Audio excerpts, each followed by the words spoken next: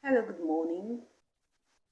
I'm here to discuss about yesterday, 4th of September, Sunday 2022. Peter will be sit down with the economic and law students or people in New York Hilton, and the moderators, as the people that coordinated the questioning, were apart from the Twitter handle, were Justin Owenu.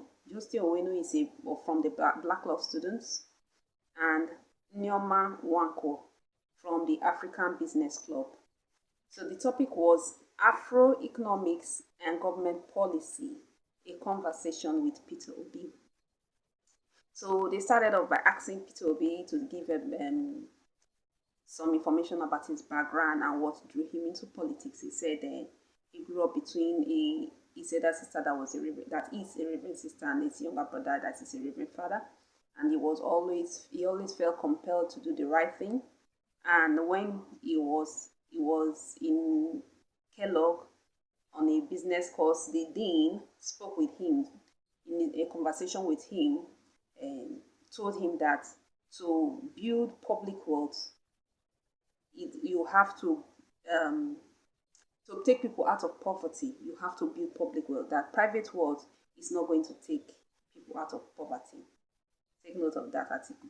So if so from that conversation, he was enticed to, in his desire to build public wealth, to go into politics.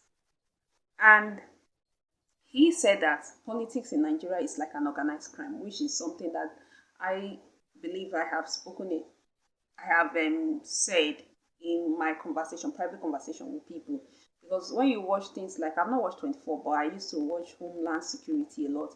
You know, some people, they behave to me like in this politics as though they have this hanging noose over their head where they have to behave themselves, otherwise they'll be outed.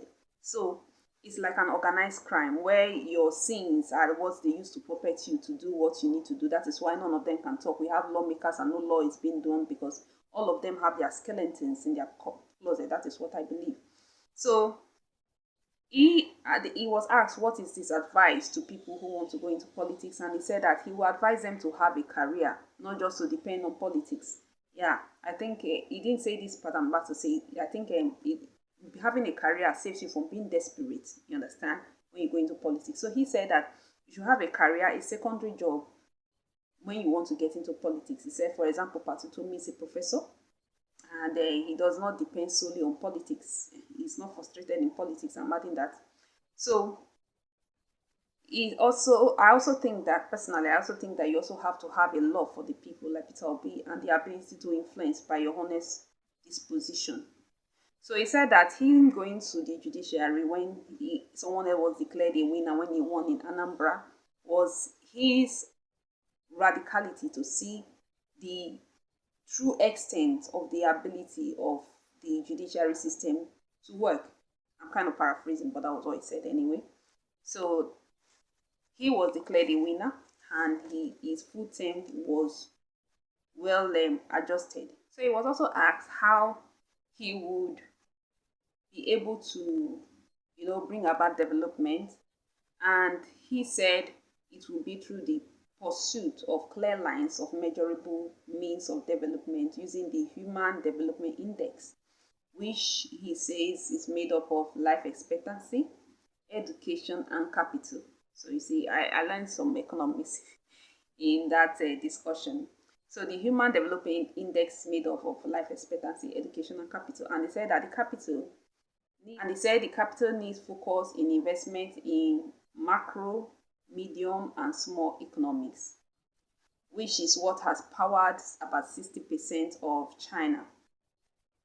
So, and when he was talking about this capital investment in Nigeria, he put a lot of focus on the youths being empowered and the ability to, take charge of this advantage.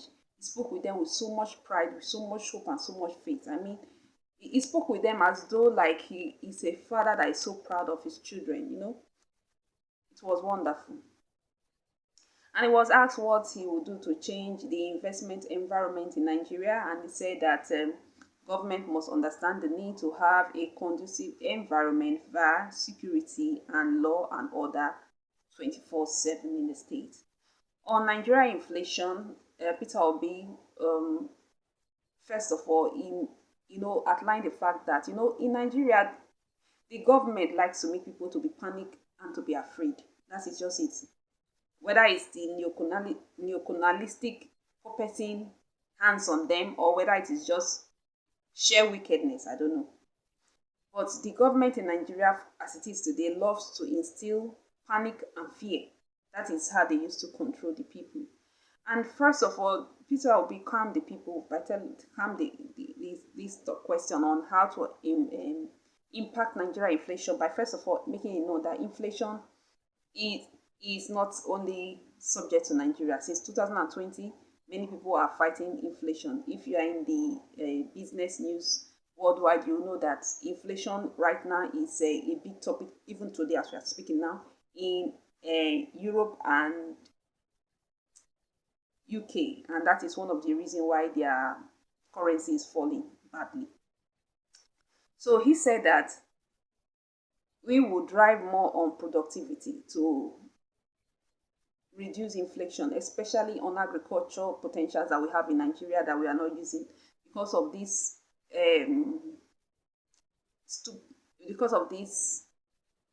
crazy division way of commanding people, where instead of making people aware of their potentials to contribute, they just want people to be lazy and not use the full potentials of agriculture that's available in different states in Nigeria.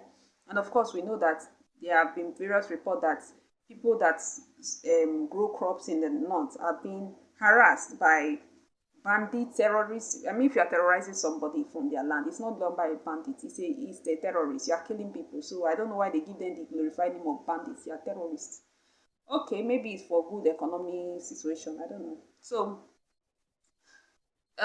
in Nigeria, it is recorded that as of today, we have about a 3% inflation since this new dispensation. This government of anti-corruption, we kill corruption and we do so many things. So unfortunately, it's such a failure to all their promises. So to raise employment, he said that we have to move the country from consumption to production. Since countries are measured by their productive capacity of their youth, and we have lots of youth in this country, willing, able, and youth that just need to be directed and to be trusted on. So he also said that gave an example of how Niger State, which has a arable land more than, I've forgotten the country that he used for his example, does not produce any does not contribute to the national budget via agriculture. So he says that in his administration, by the grace of God, that places like Niger State will be cultivated to bring about their ability to produce and to contribute to the national budget. I know it's like some states have been brainwashed to believe that if they contribute to the national budget is a problem, that you must collect money from only oil. If you produce something, then that means you are going to lose out of the crude oil national budget. It's a very crazy thing. As I said, the panic and fear are the things that are used to control Nigerians today. So he also talked about increasing the electricity generation in Nigeria. He also said that in his administration, the aim is to raise the electricity generation from 4,000 to about 12 to 15,000 mega kilowatts production. So on the issue of brain drain, as I said, Nigerians have been controlled a lot with panic and fear. I won't lie to you, I have been panicked about this brain drain thing. Like, is this Noah and the Ark? Is it that when they feel like the good ones have come, they will just bring about one evil disease like Ebola or something, and say, oh, The good ones have left. Let us just destroy the remaining ones, We heard those days that Hitler said similar things like that. So, but he made something very, very, very encouraging. He said something encouraging that he intends to turn the brain drain in Nigeria to a brain gain. And it is very feasible when you look at the plan. So that Nigerians abroad don't send money for just welfare and burial. That was funny. And also, when he was asked about police brutality, he said that police brutality is a reflection of the people in power. And that is true. I always say that Nigerian police force, Nigerian security force are shamefully not so appreciated. I understand people anger with them, but I also think that to be in the police force is supposed to be something of sacrifice. I've heard from terrible, terrible, terrible discussions and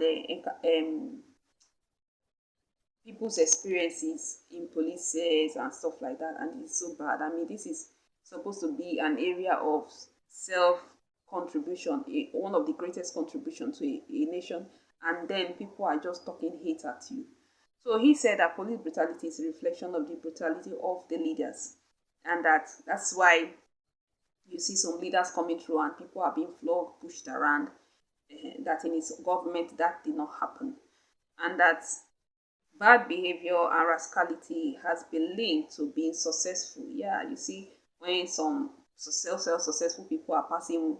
I remember the other day I saw a short video of I'm not saying it's a bad leader, but anyway, it just reminds me of when Atiku was passing recently. I think it was Kano Kaduna was saying he was passing with his envoy, and they were like, it was they were driving so fast in a community area. I mean, we all know that you don't drive so fast in a community area. This is somebody that wants to be your president. He cannot wind down in a low budget, low income community area was passing through. You cannot wind down and say hi. It's almost as though Atiku is afraid to breathe the air of poor people. It's like, and you cannot have plan for people like that. When somebody that cannot sit with the general public, that cannot enter into the general mass situation, that cannot bring say air like a tout, you cannot lead the people. That is just it. Because these people don't think that there's anything survivable about Nigeria. But